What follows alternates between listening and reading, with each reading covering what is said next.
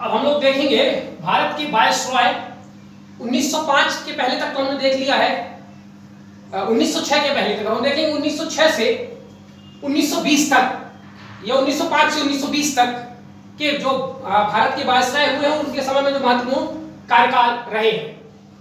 तो Lord Minto के पहले हम लोगों ने देख लिया है। अब हम देखते हैं लॉर्ड मिंटो सेकंड, इनका कार्यकाल 1905 से 1910 तक था। इनके समय में कुछ महत्वपूर्ण घटनाएं, बिगिनिंग ऑफ स्वदेशी एंड बायकॉट मूवमेंट, इन्हीं के समय में बंगाल विभाजन के कारण स्वदेशी और बायकॉट मूवमेंट जो है वो प्रारंभ हुआ था। एस्टैब्लिशमेंट ऑफ मुस्लिम लीग की स्थापना 1906 में इन्हीं के समय में हुई थी। सूरत स्प्लिट, जिसमें मॉडरेट्स और एक्सट्रीमिस्ट कांग्रेस के दो अलग अलग हिस्से हो गए थे 1907 में। Various acts came into being, इसके समय में कुछ अनेक कानून भारत में आए, जैसे कि प्रिवेंशन ऑफ सीडिशियस मीटिंग एक्ट 1907, जिस कानून में यह था कि यदि कहीं पर भी लोग मीटिंग वगैरह कर रहे हैं और अंग्रेजों को शक हो जाता था कि यहाँ पर कुछ अंग्रेजों के खिलाफ षड्यंत्र हो रहा है, तो उसको राष्ट्रद्रोह मान लिया जाता था और इस प्रकार की मीटिंग पर प्रतिबंध लगा दिया गया था। एक्सप्लोसिव सब्सटेंस एक्ट 1908, चूंकि उस समय हमारे क्रांतिकारी लोग बम बनाने की विधि सीख चुके थे और बम इत्यादि बनाते थे, तो किसी भी व्यक्ति के पास अगर कोई ऐसा बम बनाने वाली सामग्री जो एक्सप्लोसिव नेचर का है यदि मिलेगा तो उसको जेल की सजा दे दी जाएगी, ये इस एक्ट में प्रावधान था। Newspaper incitement of offences act 1910, इस एक्ट में यह था कि यदि कहीं कोई न्यूज़पेपर में ऐसी कोई बात लिखेगा जो अंग्रेजों के विरुद्ध है तो उसको अपराध भड़काने वाली घटना मानी जाएगी और उसके न्यूज़पेपर पर प्रतिबंध लगा दिया जाएगा। तो ये 3 कानून इसी के समय में आए थे। Madan Lal Dhingra shot dead Curzon Wyllie, London में जाके करजन बाइली को मदन लाल ढींगरा ने 1909 में उनकी हत्या कर दी थी, ये पिछले वीडियो में हम समझ चुके हैं। अलीपुर बम केस, खुदीराम बोस और प्रफुल्ल चाकी ने जो बम फेंका था वो घटना भी हम पीछे वाले वीडियो में देख चुके हैं, ठीक है, जिसमें खुदीराम बोस को फांसी की सजा मिली थी और प्रफुल्ल चाकी ने आत्महत्या कर लिया था। खुदीराम बोस का जब मामला कोर्ट में गया था तो खुदीराम बोस के जो वकील थे वो थे डिफेंडेड बाय चित्तरंजन दास, माने इनके डिफेंडिंग वकील थे चित्तरंजन दास, CR दास, बहुत महत्वपूर्ण व्यक्ति, आगे हम इनके बारे में समझेंगे। नासिक कॉन्स्पिरेसी केस 1909, इसमें लक्ष्मण करकरे नामक एक महाराष्ट्रीयन व्यक्ति ने, जो कि अभिनव भारत नामक एक संस्था थी, VD सावरकर ने जिसको बनाया था, उसके सदस्य थे, उन्होंने नासिक के कलेक्टर, नासिक के DM जैक्सन के ऊपर बम फेंका था जिसमें जैक्सन की मृत्यु हो गई थी। तो ये नासिक कॉन्स्पिरेसी केस यहां पर हुआ था। लक्ष्मण करकरे एंड गणेश सावरकर, इसमें गणेश सावरकर जो VD सावरकर के भाई थे, ऐसा माना जाता था कि इस केस में वो भी इन्वॉल्व है और इन दोनों को पकड़ के काला पानी अंडमान निकोबार में सजा दे दिया गया था। इन्हीं के समय में इंडियन काउंसिल एक्ट, जिसको पार्लियामेंट्री रिफॉर्म भी बोलते हैं, 1909 में आया था। ठीक, दूसरे महत्वपूर्ण वायसराय हैं लॉर्ड हार्डिंग सेकंड, 1910 से 1916 तक इनका कार्यकाल है। इनके समय की कुछ महत्वपूर्ण घटना, दिल्ली दरबार का आयोजन तीसरी बार दिल्ली में 12 दिसंबर 1911 को किया गया था और इसी दिल्ली दरबार के समय annulment of partition of Bengal, Bengal के विभाजन को कैंसिल कर दिया गया था। Delhi was made capital, Calcutta की जगह दिल्ली को कैपिटल बनाया गया था। क्रिएशन ऑफ बंगाल प्रोविंस, और एक बंगाल प्रोविंस बनाया गया था, बंगाल प्रेसिडेंसी बन गई थी और बंगाल से असम को, उड़ीसा को अलग कर दिया गया था, ठीक है। एस्टैब्लिशमेंट ऑफ हिंदू महासभा, मदन मोहन मालवीय द्वारा इन्हीं के कार्यकाल में हिंदू महासभा की स्थापना की गई थी। दिल्ली कॉन्स्पिरेसी केस, ठीक है, दिल्ली कॉन्स्पिरेसी केस 1917 में, 1911 में, सॉरी 1917 नहीं, 1911 में, दिसंबर 1911 में जो लॉर्ड हार्डिंग थे, लॉर्ड हार्डिंग सेकंड, उन पर बम फेंका गया था जिसमें रास बिहारी बोस और सचिन सन्याल 2 व्यक्ति थे। बाद में दोनों व्यक्ति अंडरग्राउंड हो गए थे और रास बिहारी बोस फिर वहां से जापान भाग गए थे, ठीक है। तो उस केस को दिल्ली कॉन्स्पिरेसी केस कहा जाता है, इसके बारे में भी हम पिछले वीडियो में समझ चुके हैं। Outbreak of first world war, world war प्रथम की शुरुआत इन्हीं के समय में हुई। BHU एक्ट, बनारस हिंदू विश्वविद्यालय अधिनियम 1915 आया था, जिसके माध्यम से फिर बनारस में बनारस हिंदू यूनिवर्सिटी, जिसका नाम पहले सेंट्रल हिंदू यूनिवर्सिटी था, उसकी स्थापना की गई थी। Return of Gandhi from south Africa, इन्हीं के समय में गांधी भारत आ गए थे दक्षिण अफ्रीका से। ये कुछ महत्वपूर्ण घटना इनके समय में है। अब हम देखते हैं लॉर्ड चैम्सफोर्ड, जो कि 1916 से 1921 तक वायसराय थे भारत में। इनके समय की कुछ महत्वपूर्ण घटना, foundation of women's university at Pune, 1916 में पुणे में महिलाओं के विश्वविद्यालय की स्थापना इनके समय में हुई थी। Beginning of home rule league movement in India. Bharat में तिलक और एनी बेसेंट के द्वारा होम रूल लीग मूवमेंट की शुरुआत इनके समय में हुई थी। लखनऊ कांग्रेस का लखनऊ सेशन और लखनऊ पैक्ट इसी के समय में हुआ। Formation of Sadler commission for education reform 1917, शिक्षा में सुधार के लिए सेटलर कमीशन 1917 में बनाया गया था, जो मैंने आपको एक पीडीएफ भेजा था भारत में एजुकेशन का विकास, उसमें इसके बारे में डिटेल से दिया हुआ है। बिगिनिंग ऑफ खिलाफत मूवमेंट, भारत में खिलाफत आंदोलन की शुरुआत, जो कि टर्की में खलीफा को उसके पद से अलग कर दिया गया था, उसके विरोध में भारत में मुसलमान लोगों ने इस आंदोलन को चलाया था। ठीक है, बाद में फिर कांग्रेस ने भी इसमें टेक पार्ट किया था, ये हम आगे डिटेल से समझेंगे। रॉलेट एक्ट एक बहुत ही बेकार कानून आया था, रॉलेट एक्ट, ये भी हम आगे समझेंगे कि क्या था। और रॉलेट एक्ट के विरोध में ही जलियांवाला बाग में लोग धरना प्रदर्शन कर रहे थे, जहां पर खुलेआम जनरल डायर ने गोली चलाई थी और हजारों लोग जो है उसमें मारे गए थे, जिसको जलियांवाला बाग हत्याकांड, जलियांवाला बाग मैस्करे कहते हैं, वो भी इन्हीं के समय में हुआ। जलियांवाला बाग मैस्करे की खोजबीन करने के लिए, उसमें कितने लोग मारे गए, क्या कारण था गोली चलाने का, ये तमाम छानबीन करने के लिए हंटर कमीशन, भारत के वायसराय के द्वारा ये कमीशन बैठाया गया था उसकी जांच करने के लिए। इसका नाम था hunter commission. Gandhi founded Sabarmati Ashram and launch Satyagraha movements. Gandhi ने भारत में आ चुके थे, भारत में घूम के अल्टीमेटली साबरमती में उन्होंने अपना एक आश्रम स्थापित किया था, और फिर इसी के कार्यकाल में गांधी ने अपना 3 महत्वपूर्ण आंदोलन, 1917 में चंपारण का आंदोलन, 1918 में खेड़ा का, और 1918 में ही अहमदाबाद का आंदोलन गांधी जी ने छेड़ा था भारत में। मॉन्टेग्यू डिक्लेरेशन 1917 में मॉन्टेग्यू की घोषणा हुई थी, जिसके बारे में पिछले वीडियो में देख चुके हैं। और फिर मॉन्टेग्यू चेम्सफोर्ड रिफॉर्म 1919 में, जिसे हम गवर्नमेंट ऑफ इंडिया 1919 के नाम से भी जानते हैं, आया था। ठीक है, बिगिनिंग ऑफ एनसीएम यानी नॉन कोऑपरेशन मूवमेंट 1920 में गांधी जी द्वारा इन्हीं के समय में शुरू हुआ था। तिलक की मृत्यु 1 अगस्त 1920 को हुई। एचपी सिन्हा जिनका पूरा नाम सत्येंद्र प्रसन्न सिन्हा, ये बिहार में एक बहुत ही पढ़े लिखे व्यक्ति थे। Was made governor of Bihar, इनको बिहार का प्रांत का गवर्नर बनाया गया था, और यह पहली बार था जब किसी भारतीय को किसी प्रांत का गवर्नर बनाया गया था। ठीक, तो ये थे कुछ महत्वपूर्ण वायसराय 1920 तक, बाकी के वायसराय हम आगे देखेंगे। अब हम देखते हैं 1906 से 1920 तक भारतीय राष्ट्रीय कांग्रेस के सेशन। तो 22वां सेशन, यदि हम 1985 के बाद से कंटिन्यू गिनती गिनेंगे तो ये 22वां सेशन था। 1906 में कलकत्ता में हुआ, जिसके प्रेसिडेंट थे दादा भाई नौरोजी, और इस सेशन में demand of swaraj for the first time by Congress ने पहली बार स्वराज की मांग की थी। 23वां 1907 में सूरत में हुआ, रास बिहारी घोष इसके प्रेसिडेंट थे, और इस समय सूरत विभाजन हुआ था कांग्रेस का। 1908 फिर मद्रास में हुआ, और इस बार फिर से रास बिहारी घोष इसके चेयरमैन बने, और second time Indian national Congress का कॉन्स्टिट्यूशन वाज फ्रेम। पहली बार कॉन्स्टिट्यूशन बना था 1986 में, ठीक है, और दूसरी बार बना था मद्रास में कांग्रेस का अपना संविधान, कांग्रेस कैसे काम करेगी। और रास बिहारी घोष प्रथम व्यक्ति हैं जो लगातार 2 बार कांग्रेस के चेयरमैन रहे, लगातार 2 बार, ओवरऑल 2 बार नहीं। ठीक है, 1909 में अगला 25वां नंबर लाहौर में हुआ, जिसके चेयरमैन थे Madan Mohan Malviya. Opposed Morley Minto reform on the issue of separate electorate, और यहां पर कांग्रेस ने पूरे मॉर्ले मिंटो का विरोध नहीं किया था, मॉर्ले मिंटो में जो सेपरेट इलेक्टोरेट फॉर मुस्लिम्स, इसका विरोध कांग्रेस ने किया था।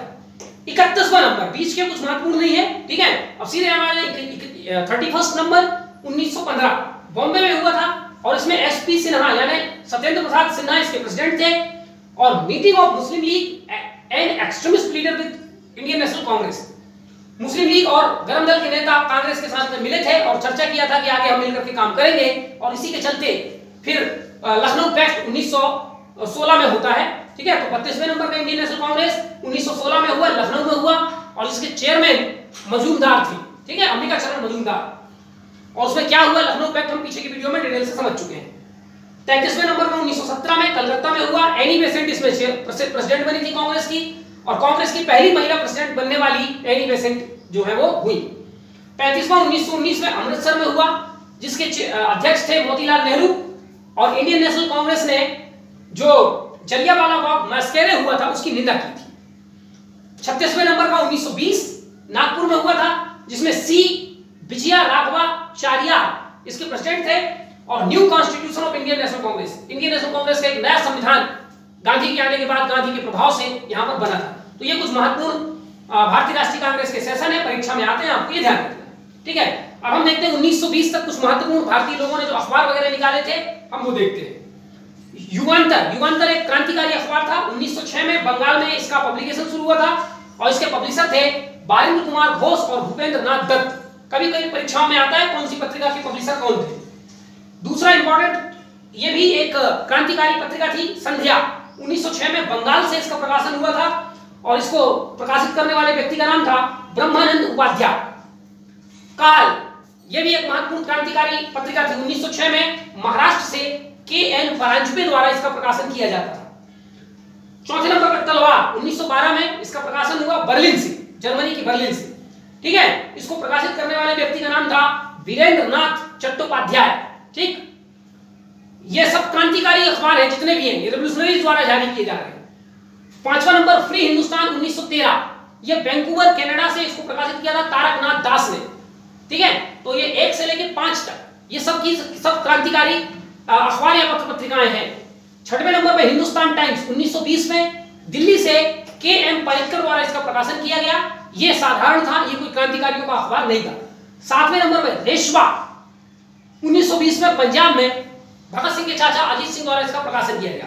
तो छठवें नंबर को छोड़कर के बाकी सारे क्रांतिकारी अखबार हैं, ठीक है। अब हम देखते हैं Gandhian phase of Indian national movement. अब 1915 से 1942 तक की जितनी घटनाएं हम आगे पढ़ेंगे वो सब गांधी के नेतृत्व में होगी, इसलिए इसको भारतीय राष्ट्रीय आंदोलन में गांधीवादी दौर माना जाता है, ठीक है। तो गांधी कैसे भारत में आए, इसके पहले साउथ अफ्रीका में क्या किया, गांधी की विचारधारा क्या थी, गांधी के सत्याग्रह का सिद्धांत क्या है, ये तमाम बातें हम PSIR के गांधीज्म वाले कॉन्सेप्ट में समझ चुके हैं। यहां हम सीधे गांधी ने जो भारत में आंदोलन शुरू किया वहां से हम लोग अपना कार्यक्रम शुरू करते हैं। तो गांधी द्वारा भारत में पहला राजनीतिक आंदोलन जो किया गया वो था चंपारण सत्याग्रह, जो कि अप्रैल और मई के महीने 1917 में अप्रैल में शुरू हुआ था और मई तक एंड में खत्म हुआ था, ठीक है। Gandhi first Satyagraha movement in India, Champaran Satyagraha Gandhi का पहला सत्याग्रह आंदोलन था भारत में, ठीक है। सत्याग्रह की शुरुआत तो गांधी जी ने साउथ अफ्रीका में कर दी थी, लेकिन भारत में पहली सत्याग्रह चंपारण सत्याग्रह थी, ठीक है। यह सत्याग्रह क्यों किया गया था? For resolving farmers issue of Champaran district of Bihar, where farmers were protesting against having to grow indigo with barely any payment for it। यानी चंपारण में एक समस्या थी किसानों को, उस समस्या का नाम एक्चुअली तिनकठिया सिस्टम था, तिनकठिया पद्धति। वो तिनकठिया पद्धति क्या थी कि हर किसान को अपने खेत में, खेत के 15% क्षेत्र में, जितना भी मेरे पास खेत है उसके 15% में मुझे नील की खेती करना जरूरी हुआ करता था, और उसके 85% पर जो मेरी मर्जी में वो हो सकता हूं, ठीक है।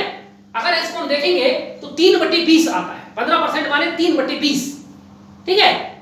तो 3/20 यानी 20 बीघा जमीन में से 3 बीघा जमीन में आपको इंडिगो की यानी नील की खेती करनी है, और बाकी जो बचा 17 बीघा उसको आपको, उसमें आपको जो भी बोना है आप बो सकते हैं। ये तिनकठिया पद्धति बिहार में चलती थी। अब चूंकि जो नील की खेती है भारत में, यहां मैंने ब्रैकेट में लिखा हुआ है इंडिगो प्लांटेशन इंडिया, भारत में नील की खेती कपड़ों को रंगने के लिए ज्यादातर प्रयोग में लाया जाता था। इसलिए अंग्रेज लोग, जो कि ब्रिटेन में इंडस्ट्रियल रिवॉल्यूशन हो चुका था और वहां सूती वस्त्र बनने लगे थे, लेकिन उस समय तक कृत्रिम डाई नहीं आई थी कि लाल पीले नीले काले इस प्रकार के शर्ट नहीं चलते थे, इस प्रकार के कपड़े नहीं चलते थे, सब ज्यादातर व्हाइट कपड़े चलते थे। लेकिन भारत में नील की खेती तो सिंधु घाटी सभ्यता से होती आ रही है, तो अंग्रेजों को जब पता चला कि नील की खेती भारत में होती है जिससे कपड़े भी रंगे जा सकते हैं, तो जो ब्रिटेन के बहुत सारे पूंजीपति जो भारत में आकर के बहुत सारा भूमि खरीद लेते थे और उस भूमि पे वो नील की, चाय की, इस प्रकार की खेती करवाते थे, तो ऐसे ऐसे बड़े बड़े बागान के मालिक भारत के किसानों को मजबूर करने लगे कि आप भी नील की खेती करना शुरू करो। तो भारत में पहली बार नील की खेती बेरार, जो बिहार में एक जगह है बेरार, अवध और बंगाल में नील की खेती नकदी फसल के रूप में 1750 के आसपास में शुरू की गई थी, ठीक है। अब ये नील की खेती जब की जाती है तो नील की खेती को ज्यादा मात्रा में पानी चाहिए, ज्यादा मात्रा में फर्टिलाइजर चाहिए और ज्यादा मात्रा में इसमें देख रेख की जरूरत होती है और नील बड़े मेहनत से बनता है, बहुत ही ये लेबर इंटेंसिव जो है काम होता है। इसके अलावा नील की खेती करने पर लगातार अगर नील की खेती किसी जगह पर की जाए तो ये बहुत ज्यादा न्यूट्रिएंट पोषक पदार्थ मिट्टी से सोख लेती है और जो मिट्टी है वो इनफर्टाइल हो जाती है और बाद में उस मिट्टी पर आप सामान्य क्रॉप्स को ग्रो नहीं कर सकते।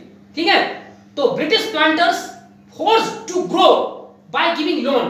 तो शुरू में तो ब्रिटिश प्लांटर्स भारतीय किसानों को लोन इत्यादि देकर के मजबूर करते थे कि नील की खेती करो। अब शुरू में भारतीय किसानों को नील की खेती करने से फायदा भी था, लेकिन प्रथम विश्व युद्ध के दौरान अनेक प्रकार के रसायनों की खोज हो रही थी जर्मनी में, ब्रिटेन में। इसी क्रम में जर्मनी ने आर्टिफिशियल डाई माने कृत्रिम रंगने वाले रंगों की खोज कर ली। अब जैसे ही कृत्रिम रंगों की खोज हुई तो नील की डिमांड भारत में कम होने लगी। अंग्रेजों ने भारतीय किसानों से जो नील की खेती करवाते थे धीरे धीरे खेती करवाना बंद कर दिया, ऊपर से उनके ऊपर टैक्स बढ़ा दिया।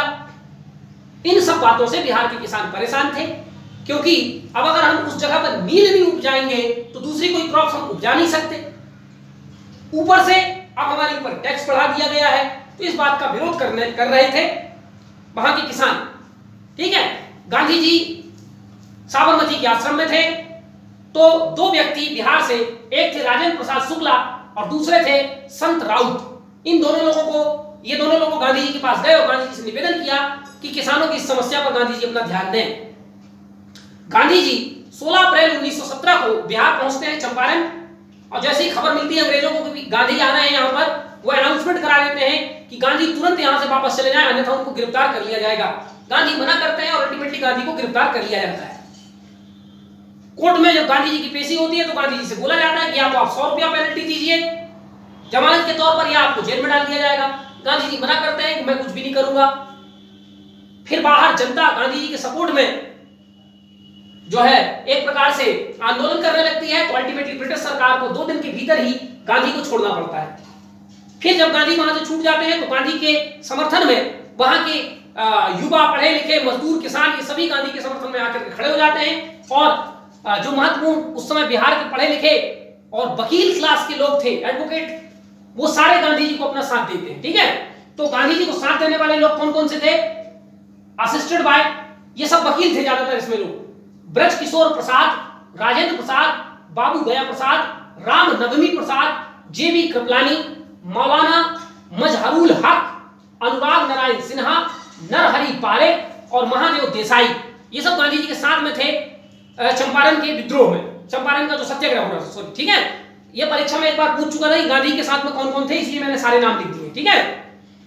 ठीक है, Gandhi arrested on 16 April but released on 18 अप्रैल। ठीक है, तिनकठिया सिस्टम, अब ये तिनकठिया सिस्टम वही था जो मैं अभी आपको बता चुका हूं। अब गांधी ने जब आंदोलन किया तो गांधी का कहना यही था कि या तो आप नील की खेती कंटिन्यू इनसे करवाते रहो, या फिर ये तिनकठिया पद्धति को खत्म कर दो और ये जो टैक्स वगैरह बढ़ाया हो उसको आप वापस ले लो। ठीक है, और उसी समय जो है अकाल जैसी स्थिति भी जो है बिहार में बनी हुई थी। अल्टीमेटली सरकार गांधी जी की बात को मान गई, तिनकठिया पद्धति खत्म कर दिया गया और जो नील की खेती बंद करने के कारण जो नुकसान हुआ था किसानों को, उसकी भरपाई की गई। और यह भी वादा किया गया कि जब तक अकाल जैसी स्थिति बिहार में है, जो टैक्स है किसानों पर वो नहीं बढ़ाया जाएगा। इस प्रकार गांधी जी की इस आंदोलन में बहुत ज्यादा सफलता प्राप्त होती है और गांधी इस आंदोलन के बाद एक बहुत बड़े जननायक, लोगों के लीडर के रूप में उभर के आते हैं। और फिर इसके बाद गांधी अपना आगे का खेड़ा और अहमदाबाद का मूवमेंट भी इसी तरीके से सक्सेसफुल करते हैं और गांधी एक सर्वमान्य नेता जो है वो भारत में बन जाते हैं। ठीक है, इसी आंदोलन के बाद संत राउत है, संत राउत नामक व्यक्ति ने गांधी को बापू कहकर के पुकारा था और यहीं से माना जाता है। ठीक है, कुछ लोग कहते हैं कि बिहार गुजरात के लोगों ने कहा था, तो ये डाउटफुल है और जो डाउटफुल है वो परीक्षा में नहीं पूछा जाता। ठीक है, आफ्टर सत्याग्रह, सत्याग्रह होने के बाद भी गांधी बहुत दिन तक चंपारण में रहे और वहां पर उन्होंने कई स्कूल खुलवाए, अस्पताल खुलवाए और कंस्ट्रक्टिव वर्क्स किया। कंस्ट्रक्टिव वर्क्स माने साफ सफाई का काम किया, स्वच्छता का काम किया, महिलाओं के उद्धार का काम किया, छुआछूत इत्यादि समाप्त करने की वहां के लोगों से आह्वान किया। ठीक है, तो ये था चंपारण सत्याग्रह, तिनकठिया पद्धति और गांधी जी के द्वारा किया गया भारत में पहला सत्याग्रह। गांधी की कुछ और आंदोलन हम लोग अगले वीडियो में देखेंगे। धन्यवाद।